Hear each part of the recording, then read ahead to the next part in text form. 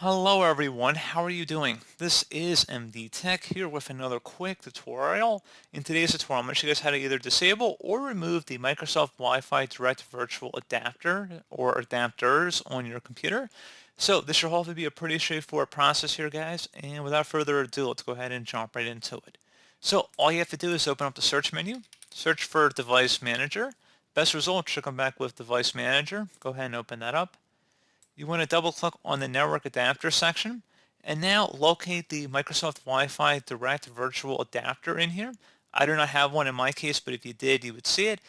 And possibly you'd have to select File, and then possibly you may have to select View and then select Show Hidden Items as well in order to actually locate it in here. But again, you would locate Microsoft Wi-Fi Direct Virtual Adapter. You'd right click on it, and if you want to disable it, you would select disable, and if you wanted to remove it, you would select uninstall device. So again, let's just say you wanted to disable this one, just for example here.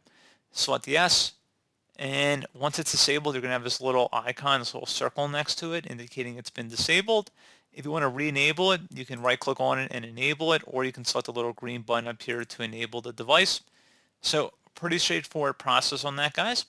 And as always, thank you for watching. Do hope I was able to help you out, and I do look forward to catching you all in the next tutorial. Goodbye.